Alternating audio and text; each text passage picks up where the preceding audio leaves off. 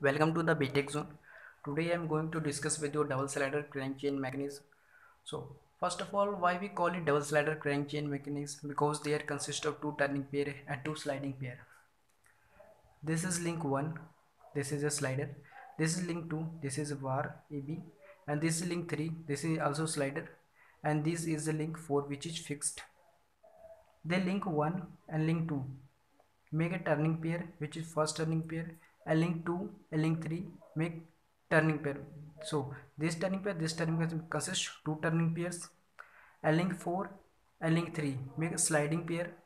जब ये लिंक 4 मतलब ये लिंक फिक्स है और ये लिंक स्लाइडर जो लिंक 3 है ये इस तरह से स्लाइड करता है तो ये 4 के साथ स्लाइडिंग पेयर बनाता है। वैसे ही लिंक 1 4 के साथ स्लाइडिंग पेयर बनाता है, लिंक 1 एंड 4। तो इसमें दो टर्निंग पेयर्स होते हैं, दो स्लाइडिंग पेयर्स होते हैं, इसलिए हम इसे double slider crank chain mechanism कहते हैं। और इसका यूज़ हम कहते हैं इक्लिप्स के डायग्राम को ड्रॉ करने के लिए। ये जब हम इसका डायग्राम अगर ड्रॉ करना होता है तो किसी एक साइड को यानी किसी एक लिंक को हमें फिक्स करना पड़ता है, जैसे कि हमने यहाँ लिंक 4 को फिक्स किया है। और इस बार पे हम एक पॉइंट कंसिडर कर लेते हैं कि हमें यहाँ पे पी पॉइंट कंसिडर किया। जब ये आप ये जैसे रोटेट मतलब स्लाइड करेगा तो ये इस तरह से मूव करेगा।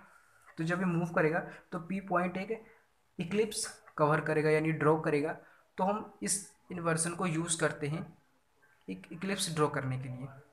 तो जो लिंक 1 है और लिंक 3 है, लिंक 4 के साथ स्लाइडिंग पेयर बनाएगा, और ये जो बार जो लिंक 2 है लिंक 1 और लिंक 3 के साथ टर्निंग पेयर बनाएगा। और हम इस डायग्राम में इसको प्रूफ करके दिखाएंगे। तो ये जो हमने पॉइंट पी कंसीडर किया है हमने यहाँ ले लिया, एक मेजर एक्सिस बना रहा है एक माइनर एक्सिस बना रहा है। तो जो हमारा ये हमने यहाँ से पॉइंट है तो हमने इसको हॉरिजॉन्टली एक्सटीड कर दिया, और ये जो पी से यहाँ से वर्टिकली इसको मिला दिया। तो जो एक्स के डायरेक्शन में हमने एक्स कंपोनेंट लिया, जो वाई के डायरेक्शन में वाई हमने कंपोनेंट लिया, वाई लिया। ठीक है, यहाँ हमने थीटा एंगल बनाया जो कि अच्छी तरह शो नहीं हो रहा है। इस तरह से मैं कर थीटा, ये 90 डिग्री हो गया। यहाँ पे देखिए हम एक्स को लिख सकते हैं, एक्स को हम लिख सकते हैं ये जो एक्स का डिस्टेंस है ये पूरी पी एस के इक्वल है, तो हम पी एस लिख सकते हैं। और जो हमने देखते हैं कि 90 के सामने की हाइपोटेनस होती है, हाइपोटेनस होती है, और हमें बेस भी पता है। तो एच और बी किस ट्राइंगल में आता है और कॉस में आता है, तो हम यहाँ लिख लेंगे ए पी कॉस थीटा। अब हम दूसरा देख लेते हैं Y component, Y equal to ये वाई किसके इक्वल है, पी आर के इक्वल है। पी आर हमने लिख दिया, तो ये पी आर के इक्वल है। और जो पी आर है ये किसके इक्वल होगा, यानी हमें थीटा के सामने वाले परपेंडिकुलर पता है, और ये 90 होता है तो 90 के सामने वाले हाइपोटेनस। तो पी और एच किस ट्राइंगल में आता है, वो साइन में आता है।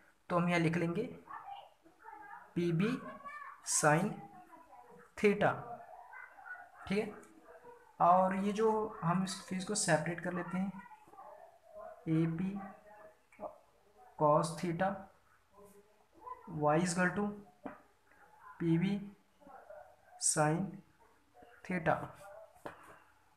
अब हम इस स्क्वेयरिंग कर लेंगे, स्क्वेयरिंग ऑन बोथ साइड।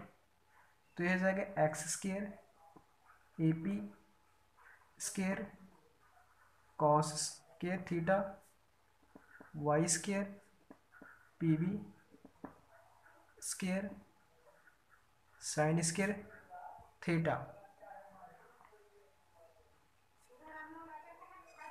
तो जो है एक्स स्केयर हो गया, ए पी स्केयर हो गया,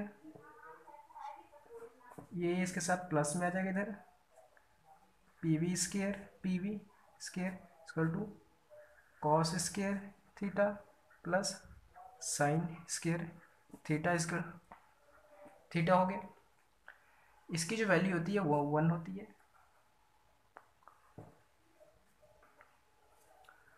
तो ये हो जाएगा X square theta A P square plus Y square P V square equal to 1। ये ए पी और ये पी वी देखा जाए तो जो ये लाइन है ए सॉरी यहाँ बी है, बी और ए यहाँ पे हमारा पॉइंट पी है। ठीक है, तो जो पॉइंट पी है एक मिड पॉइंट है यानी ए बी का, तो यहाँ की डिस्टेंस, यहाँ से डिस्टेंस और यहाँ की डिस्टेंस इक्वल होंगी, तो हम इसको लिख सकते हैं A P equal to P B, या P B equal to A P. P जो है मिड पॉइंट है, तो हम लिख सकते हैं A P equal to B P या पी बी, या P B P equal to A P. तो हम इसमें से किसी को भी एक, दोनों को एक कॉमन मतलब सेम कर लेते हैं। एक्स इजकल, मैं ए पी को सेम कर लेता हूँ वाई स्केयर, बी पी की जगह हम ए पी लिख लेंगे, A P square equal to one. तो X equal to A Y, common हम यहाँ क्रॉस मल्टीप्लिकेशन कर देंगे,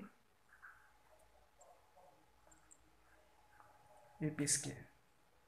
ये हमारा प्रूफ हो गया। So thank you for watching this video.